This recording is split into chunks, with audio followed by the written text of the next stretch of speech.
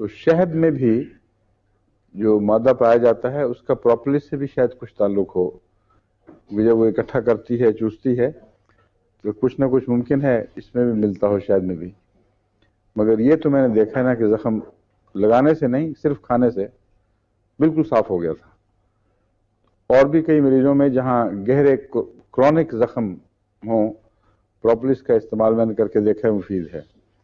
نزلہ زکام وغیرہ میں یا ہے فیور میں، جس طرح عبدالرشید نے بتایا ہے، یہ گرمی جسم میں پیدا کرتا ہے اور کھانے سے سارا جسم میں لگتا ہے کہ سینک پیدا ہو گیا ہے، اور معلوم ہوتا ہے جس کی حرارت غریزی میں کوئی خرابی ہو اور اس کی وجہ سے نزلے ہوں، اس میں یہ مفید ہوگا.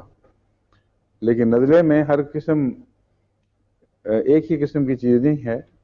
نزلے کے جراثیم یا وائرسز تو مختلف ہوتے ہی ہیں، مزاج بھی مختلف ہیں. اگر ایک مریض گرم رہتا ہے اور اس کا کرونک نزلہ ایسے بھی ہیں، بہت سوکھے ہوئے مریض میں نے دیکھے ہیں جو بے حد گرم رہتے ہیں، ان کے ہاتھ پاؤں جلتے ہیں، اور نزلے کے دائم مریض، ان کو یہ دوائیں شفا نہیں دیتی. جو مزاج میں گرمی پیدا کر کے فائدہ دینے والی دوائیں ہیں، ان سے ان کو کوئی فائدہ نہیں پہنچتا. ان کو ایسی دوائیں جیسے سلفر ہے یا آیوڈم ہے، یہ مفید رہتی ہیں. آیوڈم آیوڈین سے بنی ہوئی دوائی ہے. آیوڈم کی خاص علامت یہ ہے کہ جسم میں گرمی پیدا کرتی ہے، بھوک بڑھاتی ہے، اور اس کے باوجود جسم پتلا رہتا ہے، اور بعض لوگ سوکھنا شروع ہو جاتے ہیں. اگر اس پر آپ گلر بڑھا دیں، ایک جو یہاں کیا کہتے ہیں اس کو آپ، یہاں جو گلر کو تھائرائڈ، ہاں تھائرائڈ بڑا ہوا ہوتا ہے نا، جو بعضوں کے کافی بڑی بڑی چیز بن جاتے ہیں. نہیں پروٹیٹ نہیں، تھائرائڈ یہاں، ہاں گلر اس کو کہتے ہیں. وہ جو بڑھ جائے اس میں آیوڈم بہت مفید ہے، مگر شرط یہی ہے جو میں نے بتائی ہے کہ گرمی ہو اور بھوک ہو اور پھر بھی جسم پہ نہ چڑھے.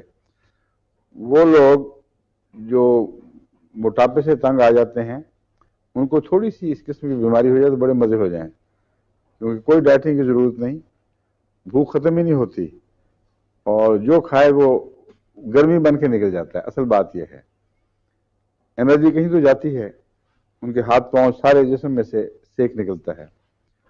سلفر اور اس آیوڈم میں جو فرق ہے وہ یہ ہے کہ سلفر میں صرف کناروں سے سیک نکلتے ہیں، ہاتھوں کی ہتھیلی، پاؤں کے تلوے، سر کی چوٹی، لیکن باقی جسم ضروری نہیں گرم ہو، بلکہ اکثر نہیں ہوتا گرم.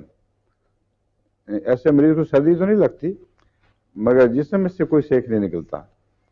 لیکن کنارے جو ہیں، جس کو کیا کہتے ہیں، اس کی خاص اصطلاح ہے،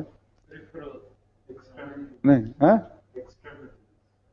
ایکسٹریملی، اس کی اور ڈاکٹری کو اصطلاح ہے، ان سے ہاتھ پاؤں کی ہتھیلیوں اور تلووں اور سر کی چوٹی، ان کو ہاتھ لگانے سے بھی گرمی محسوس ہوتی ہے.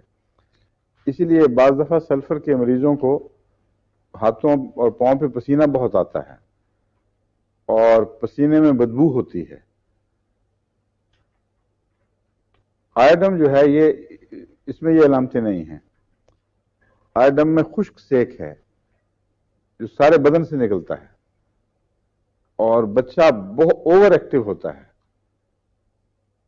اور پھر اس کو اگر یہ بیماری ہو، گلر جس کو کہتے ہیں، یا تھائرائڈ گلینڈ، اس میں یہ چوٹی کی دوا ہے. اور اسی سے ملتی جلتی علامتیں اگر نزلے والے کو اگر نزلہ بھی ہو جائے یا اور ایسی مستقل بیماریاں ہوں تو ان میں آیوڈم بہت اچھی دوا ہے.